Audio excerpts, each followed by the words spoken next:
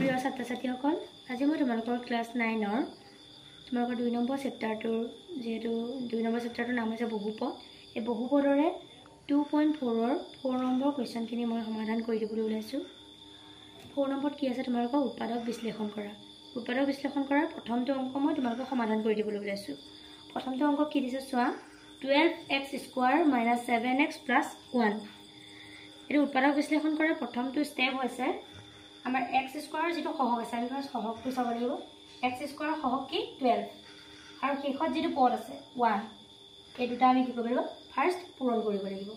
x² সহগ আৰু শেষৰ যেটো পদ 12 আৰু 1 পূৰণ কৰিলে কি হ'ব 12। 12 আৰু উৎপাদক আমি উলিয়াব লাগিব। 12 উৎপাদক কি কি 3 4 6 2 এইকেইটা হয় ন। এতিয়া 6 আৰু 2 যদি আমি পূৰণ কৰোঁ 12 ওলায়, 3 আৰু 4 পূৰণ কৰিলে কি হয় 12 ওলায়। এতিয়া ইয়াৰ পৰা আমি কি পাইছোঁ এজোৰ সংখ্যা পাইছোঁ। 12 আৰু 1 6 আৰু 2 4 আৰু 3 এজোৰ সংখ্যা পাইছোঁ। ইয়াৰে যিকোনো এজোৰ সংখ্যা আমি ইয়াত ল'ব লাগিব মধ্যম পদ বিভাজন কৰিবৰ বাবে।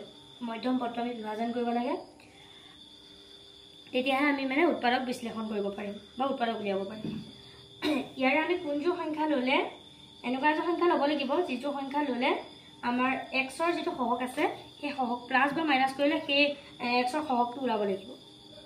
এনেকুৱা এজোৰ সংখ্যা আমি ইয়াৰ পৰা ল'ব লাগিব যিযোৰ সংখ্যা মানে প্লাস বা মাইনাস কৰিলে এই মধ্যম পদটো ওলায়। ইয়াৰ পৰা কোনযোৰ ল'ব পাৰিম বাৰু 6 আৰু 2 আমি ল'ব নোৱাৰোঁ, কাৰণ 6 আৰু 2 প্লাস কৰিলে 8 ওলায় আৰু মাইনাস কৰিলে 4। 12 আৰু 1 প্লাস কৰিলে 13 হ'ব আৰু মাইনাস কৰিলে 11, এইকেইটা গতিকে নহ'ব।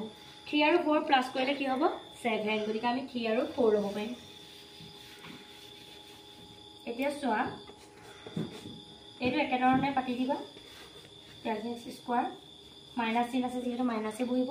এতিয়া আমি ব্ৰেকেট দি পাতিম যেহেতু ইয়াৰ ডাঙৰ সংখ্যাটো কি 4 টো আগত পাতিম। 4 + 3 এই দুটা প্লাস কৰিলে কি হয় 7। xৰ জেগাত x পাতিম। xৰ সৈতে এই দুটা পূৰণ বুজি আছে দেই। ব্ৰেকেট মানে হৈছে পূৰণ।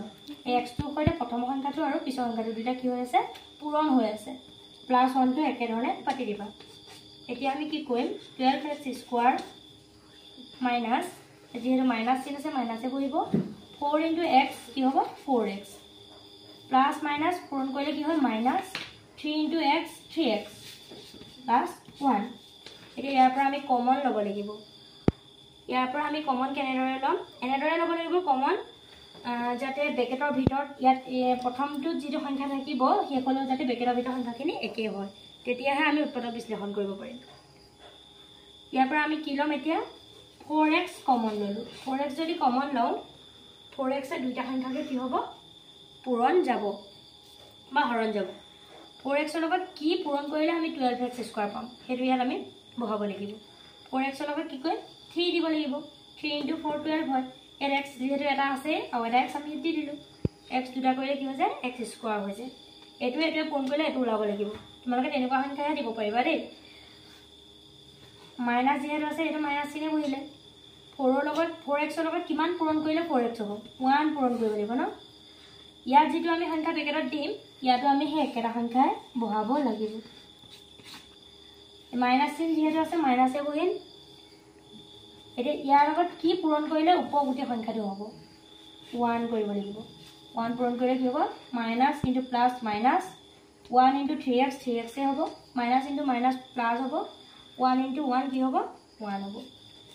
ইয়াৰ এতিয়া আমি উৎপাদক কি কি ল'ম ব্ৰেকেটৰ ভিতৰ সংখ্যা এটা ল'ম আৰু ব্ৰেকেটৰ বাহিৰৰ সংখ্যা এটা ল'ম। ব্ৰেকেটৰ ভিতৰত কি আছে 28x - 1 আৰু ব্ৰেকেটৰ বাহিৰত কি আছে 4x - 1। সিমানতে অংকটো সমাপ্ত